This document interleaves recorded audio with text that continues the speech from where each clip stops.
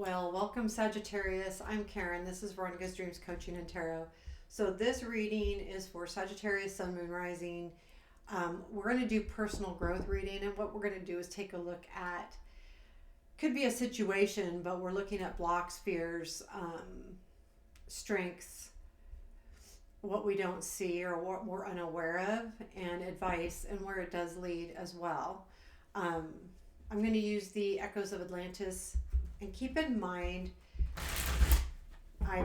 this is Sagittarius, but definitely take a look at your other placements. If this does or doesn't resonate, a lot of times they add on to each other because this is about, I call it personal growth, but it's basically kind of self-help, self-awareness more than anything, is what I truly hope they are for everyone. So I'm going to get started here in just a second. Sagittarius, I'm going to give it a couple more shuffles, and then we'll get started. Okay. What do our Sagittarius needs to know? Okay. So 2 cards for our blocks. Queen of Cups, Ace of Cups, fears, 5 of Swords, Knight of Swords, strengths, Judgment, the Star, super good strengths. Oh my God. What you are unaware of, the Sun,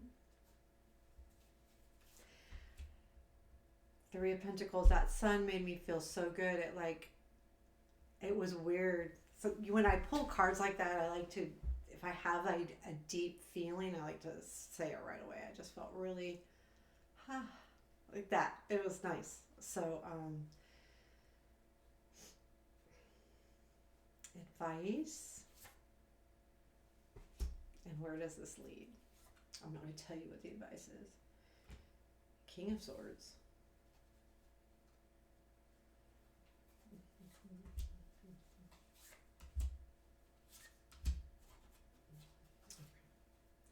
The bottom of the deck is 6 of Pentacles. So I would overall, so to me, the bottom of the deck is kind of the overall situation of the thing. I just feel like it's the basis of things. The 6 of Pentacles is about being in a position to share. So when I say that, I feel like probably you're in a position where you feel like you can share. How that sharing is, I feel like it's kind of up to you. Like, what does that mean exactly? Sharing money, sharing time, sharing a relationship, sharing, you have enough. Like, there's something in you that's saying, I need to share this. So if you're feeling good about yourself, you want to share yourself. If you're, and I mean, with other people, then you take that as you want. But yeah, it's like, or if you, but I feel like it's more about, I'm getting the feeling it's about relationship, and probably romantic relationship more so than anything. And the reason why I say that is with the Queen of Cups and the Ace of Cups in your block, it feels to me like that's what you're blocking. You're blocking. So, okay. So Queen of Cups and Ace of Cups. Queen of Cups to me stands for having empathy, caring, loving, that kind of feeling. The Ace of Cups is new love, new relationships, new creativity, new things of that nature. So because these are in your blocks, I feel like you're struggling, you're blocking yourself, or you don't feel like I'm getting that you don't feel like you can really share yourself love wise or caring wise. I feel like you're kind of, it feels to me tired in a way, like okay, I don't know if I can keep doing this. But starting something new is kind of out of the realm as well, or at least you're blocking yourself from that. Is that a true block? Could be. But or is it just you in your head going, no, I can't. This is it. Like this is what I got, and I can't start anything new. But I will say, I feel like the Queen of Cups in your block is going, I can't give anymore. I don't think it's you wanting to get from somebody, and maybe you do, and that could definitely be outlining it, but I feel like it's more about you you're kind of like not afraid. We'll get to the fears, but you're blocking yourself from love. Whether it's, which I feel like the Queen of Cups might represent an existing relationship, or the Ace of Cups is a new relationship. The Ace of Cups could also be within the existing relationship as doing something new and different. But regardless, you're blocking yourself from that. It's almost like walls are up. No one's getting in. No one's getting in. That's just what I see. Your fears are, these are hard cards. Five of Swords and the Knight of Swords. So I feel like this is the five over here, Knight here. I feel like you are afraid of being deceived, period. That's simple. Five of Swords. Afraid of being deceived. I don't think I want to go any further into that. The Knight of Swords is you're afraid someone's going to come in fast and deceive you and be mean and vicious and not very nice. And that scares you. You have a fear of that. Now, whether this has happened in the past, which could be, but this is something definitely standing in your way. Where does this fear come from? You're the only one that can decide that. But it's definitely there, and it's holding you back from love. Even if you're in a relationship, there's a good chance if you're listening to this and you're still listening to it, there you may be not giving everything, because you might be deceived, and you don't want to be treated badly. The Knight of Swords. So keep in mind the Knight of Swords and the King of Swords. That's why I pulled extra cards on that King of Swords. Is these personalities, if they're a person, can be cruel. Even if it's not intentional cruel, they are very sharp with their words. Now, the King of Swords, in some cases, it can come up in readings as someone that's abusive.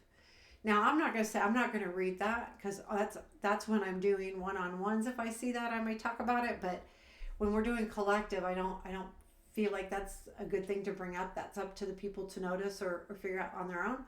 But I do feel like these two cards can be that way, especially if they come up in a negative spot. But I do feel like in this case, you really are afraid of being deceived, and being deceived with words, with sharp tongues, with someone not being very nice.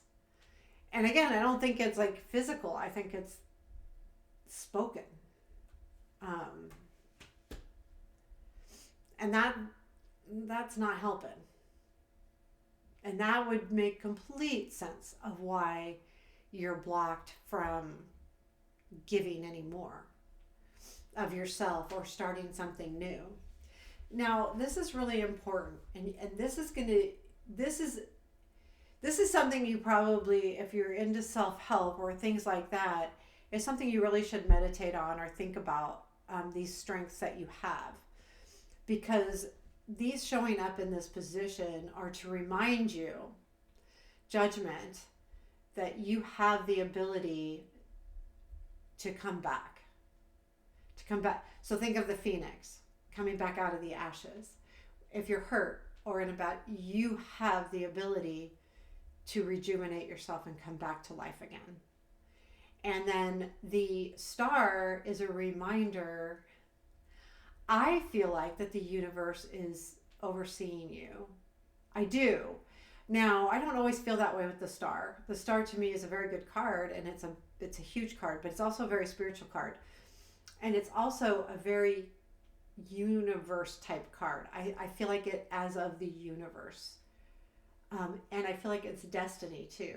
So I do feel like the strength is that you have guides watching over you.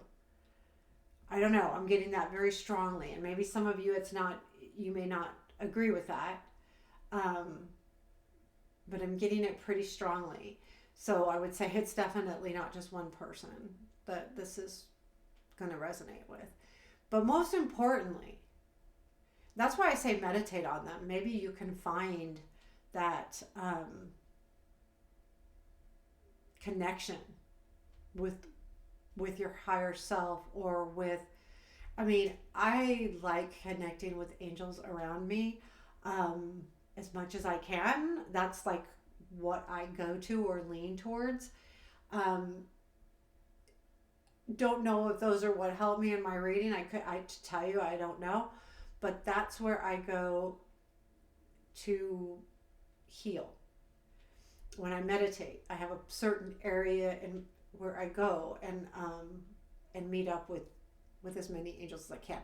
When I do that too, I bring more angels in around me. I feel like I do, or I see them, start recognizing more of them out of like the blue. Like, am I really seeing that? And it's a wonderful feeling, because it reminds you that there is a lot of good in the world. Okay, I don't want to get off on that too much. I'm sorry, but that's the feeling I'm getting from the star. Like you're surrounded with spirit guides and angels and good stuff. You know, even if you don't believe in that, think of it as, I don't know. I mean, I really truly believe that it's more than just good stuff. You're being guided, and you have that ability to reach out to them. But you know what? The judgment though says a lot. I mean, if nothing else, and you take away that star energy, if you're not a believer in that sort of thing, then you just look at that judgment card, and if you understand that you have the will and the willpower and the energy and the fortitude to come back to life when things haven't gone your way, I feel like that's really going to help you move forward. So what you're unaware of, we have the sun here with the Three of Pentacles. And I like this even more because I feel like the Three of Pentacles over here kind of is tagged on with that star. I feel like there's a lot of people out there that you have that you can count on, whether it's a spirit or people or whatever, but it's there. And I feel like until you get through some of this, the reason why the sun's in what you are unaware of is there's much more happiness that you're not seeing right now. Because if you're focused on being hurt or deceived, it blinds us to new beginnings, because we have that fear. But not only that, it can blind us to even existing joy.